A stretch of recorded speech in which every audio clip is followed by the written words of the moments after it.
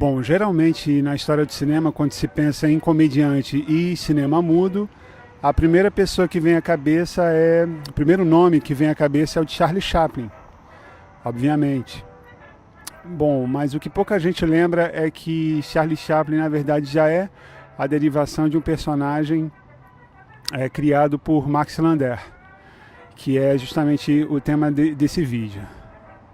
Certo? Max Lander, ele foi um comediante francês, a primeira grande estrela do cinema, da história do cinema, o primeiro astro de cinema, antes de qualquer outro.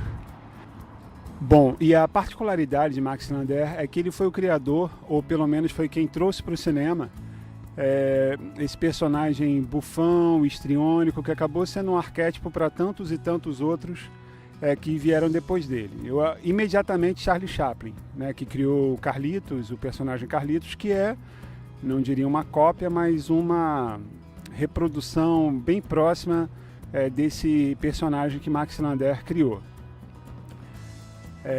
Na verdade, ele também não criou, ele adaptou um personagem que já existia aí na tradição do gênero vaudeville, que é um gênero criado aqui na França, um gênero de comédia sem nenhuma pretensão moral ou psicológica, apenas de comédia cotidiana, e que já existia inclusive em outros gêneros, literatura, etc., desde muitas centenas de anos aqui na Europa, na França. Mas foi o mérito dele realmente foi ter trazido esse personagem para dentro do cinema, dessa nova mídia que surgia e que massificou esse tipo de personagem, exatamente. É um personagem de situações corriqueiras, cômicas. Ele é o mesmo personagem, mas em determinados momentos ele é um concierge de hotel, ele é um toureiro, ele é um lutador de boxe, mas é sempre o mesmo personagem. É um personagem que tem o corpo burlesco, né, que é uma coisa que hoje em dia é muito banal pra gente, mas na época era uma novidade, que a própria mídia permitia que se produzisse, ou seja, o personagem que se machuca, cai de grandes alturas, leva tombo, o ônibus passa por cima, o caminhão passa por cima, mas nada acontece com ele.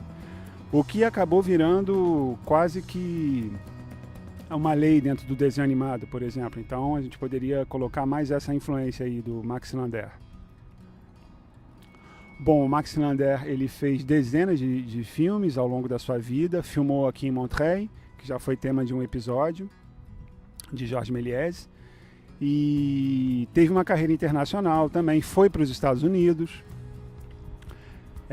passou um tempo nos Estados Unidos, na época a língua não era uma barreira, porque o cinema era mudo mesmo, embora possa haver essa impressão de que ele e o Chaplin tiveram algum problema, que ele acusava o Chaplin de ter roubado o personagem dele, isso não é verdade, os dois eram amigos. Charlie Chaplin sempre reconheceu a importância de Max Lander na formação do seu personagem. Eles eram amigos, inclusive, existem imagens de arquivo dos dois se encontrando em Hollywood. E também é desonesto falar que o Carlitos era apenas uma simples imitação do personagem Max Lander, porque Charlie Chaplin ele levou realmente um passo à frente, ele levou um nível à frente esse personagem, ele tinha pretensões marxistas que acabaram depois custando caro para a carreira dele em Hollywood, que é uma história bem notória. Bom, existem rumores de que Max Lander possuía alguns problemas mentais, alguns problemas psicológicos, depressão e distúrbio do humor. Isso teria piorado grandemente quando ele conheceu, em 1921, uma adolescente de 16 anos e se apaixonou por ela, Ninette. Foi um primeiro escândalo também, por acaso, o primeiro escândalo envolvendo celebridade na história, foi um escândalo de mídia que deu muita repercussão. E ele fugiu com a menina e precisou da autorização da mãe para que eles se casassem, e foi toda uma história. E era um relacionamento muito doentio, marcado por ciúme extremo, ele vivia amargurado, ele vivia obcecado com a ideia de que ele ia ser passado para trás, o que só serviu realmente para amplificar esse estado mental conturbado de Max Lander. Bom, obviamente essa história não poderia dar certo, como de fato não deu, né? Ela encontrou um final trágico aqui no Hotel Baltimore, que funciona até hoje, um hotel de luxo próximo do Champs-Élysées, na Avenida Kléber, bem próxima da agência do Banco do Brasil de Paris. Bom, então em 1925, apenas 4 anos após o casamento, os dois alugaram uma suíte de luxo aqui do hotel e levaram a cabo um pacto suicida, estilo Romeu e Julieta, ultra romântico, cortaram os pulsos e foram encontrados posteriormente dentro da suíte, e foi o final trágico da carreira de Max Lander. Bom, a carreira do Max Lander terminou dessa maneira trágica, mas com certeza o seu legado não terminou e o seu arquétipo de personagem muito menos.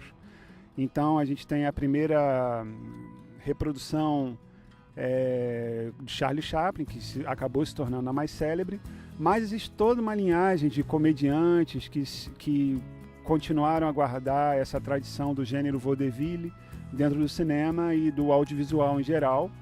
Bom, então você tem o Buster Keaton, que foi um dos primeiros, logo imediatamente, já nos anos 20, que levou essa história do corpo burlesco ao extremo. Ele praticamente fazia uma comédia física de situações impossíveis. Depois os irmãos Marx, Cantinflas, que já levou essa tradição aí para o mundo latino. Depois as acumulações, né? Como por exemplo o X-Pirito, o Chaves. E finalmente o nosso amantíssimo, queridíssimo Didi Mocó, Colesterol. Todos eles em comum. Se você pesquisar realmente no DNA desses comediantes, você vai chegar em algum momento no Max Lander. Bom, então basicamente é isso. Obrigado mais uma vez por assistir e até o próximo.